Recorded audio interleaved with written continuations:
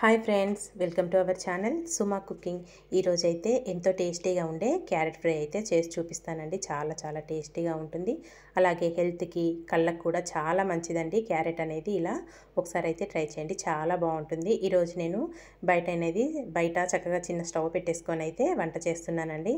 ఇలా బయట వంట చేసుకుంటే ఆ ఫీలింగే వేరు కదండి. ఈరోజైతే నేను చిన్న స్టవ్ పెట్టుకొని వంట అయితే ప్రిపేర్ చేసుకుంటున్నాను. స్టవ్ వెలిగించేసుకొని ప్యాన్ పెట్టేసుకొని ఆయిల్ వేసుకున్నానండి. ఆయిల్ కొంచెం వేడవనిద్దాము.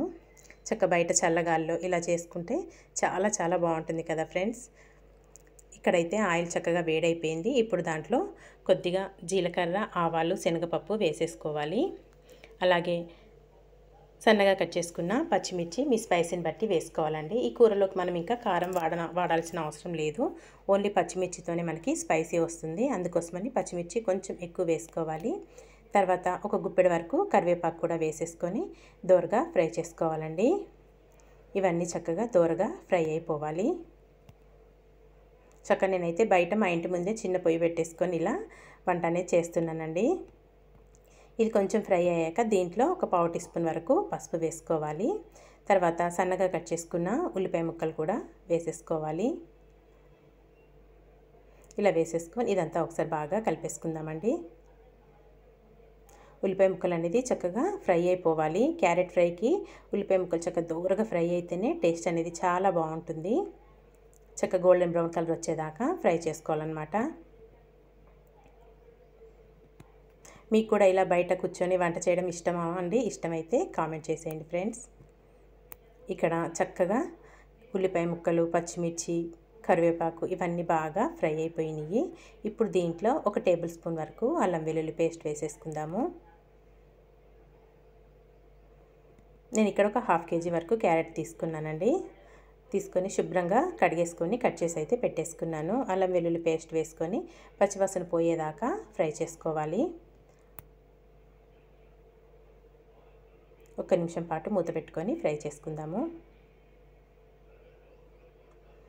ఇక్కడ చక్కగా అల్లం వెల్లుల్లి పేస్ట్ కూడా బాగా ఫ్రై అయిపోయింది. ఇప్పుడు దీంట్లో మనం ముందుగా కట్ చేసి పెట్టుకున్న క్యారెట్ ముక్కలు కూడా వేసేసుకోవాలండి. కావాలనుకుంటే మీరు క్యారెట్ని తురుముకొని కూడా తీసుకోవచ్చు. నేను ఇక్కడ చిన్న ముక్కలుగా అయితే కట్ చేసుకొని వేసుకుంటున్నాను.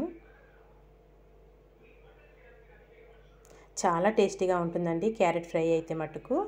ఇందులో ఇప్పుడు రుచికి సరిపడినంత సాల్ట్ కూడా వేసేసుకుందాము.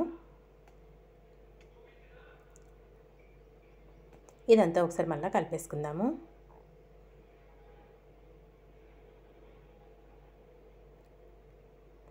ఇదంతా ఇలా కలిపేసుకొని మూత పెట్టుకొని చక్కగా ఫ్రై చేసుకోవాలండి. తొందరగా కుక్ అయిపోతుంది. టేస్ట్ కూడా చాలా బాగుంటుంది. ఇది మనకి రైస్ అయినా రోటీలోకైనా చాలా టేస్టీగా ఉంటుందండి. క్యారెట్ అనేది మరీ బాగా మెత్తగా కుక్ అయ్యే విధంగా కుక్ చేసుకోవద్దండి. కొంచెం మరి మెత్తగా ఉంటే అంత టేస్టీగా ఉండదు. కొంచెం మగ్గితే సరిపోతుంది మనకి క్యారెట్ ఫ్రై అనేది. మధ్యలో ఒకసారి తీసి కలుపుకుందామండి. అడుగంటకుండా మధ్యలో కలుపుతూ ఉండాలి. మూత పెట్టుకొని ఇంకొక 2 నిమిషాలు మగ్గించుకుంటే మనకి ఎంతో టేస్టీగా ఉండే క్యారెట్ ఫ్రై అయితే రెడీ అయిపోతుందండి. క్యారెట్ కానీ ఆలు కానీ తొందరగా మగ్గిపోతే ఫాస్ట్గా అయిపోతాయండి. ఇక్కడైతే చక్కగా క్యారెట్ అనేది ఆల్మోస్ట్ ఇక మగ్గిపోయిందండి. ఇప్పుడు దీంట్లో లాస్ట్లో కొద్దిగా మసాలా పొడి వేసుకోవాలి. మనం ఇందులో అయితే అసలు కారం యూజ్ చేయలేదు. ఓన్లీ పచ్చిమిర్చి, ఈ మసాలా పొడితోనే స్పైసీ అనేది చాలా బాగుంటుందండి. ఒక టేబుల్ స్పూన్నర వరకు గరం మసాలా పొడి వేసుకోవాలి. అలాగే కొద్దిగా కొత్తిమీర కూడా సన్నగా కట్ చేసుకున్న కొత్తిమీర కూడా వేసేసుకొని ఇదంతా ఒకసారి మళ్ళీ బాగా కలిపేసుకోవాలండి. ఇదంతా ఇలా కలుపుకొని 1 నిమిషం పాటు మూత పెట్టుకొని మగ్గించుకోవాలి. మనం వేసుకున్న మసాలా అంతా క్యారెట్ ముక్కలకు పట్టి టేస్ట్ అనేది చాలా బాగుంటుందండి.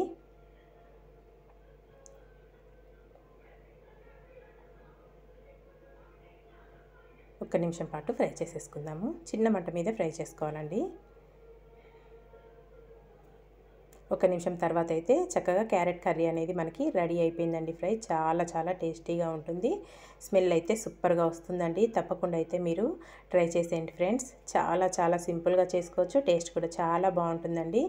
ఎంతో టేస్టీగా ఉండే క్యారెట్ ఫ్రై అయితే రెడీ అయిపోయింది. తప్పకుండా మీరు కూడా ట్రై చేసి మీకు ఎలా వచ్చిందో కామెంట్ చేసేయండి ఫ్రెండ్స్. ఇలాంటి మంచి మంచి వీడియోస్ కోసం అయితే నా ఛానల్ని ప్లీజ్ సబ్స్క్రైబ్ చేసుకోండి. అలాగే లైక్ చేయండి, షేర్ చేయండి. Thank you for watching friends. Bye bye.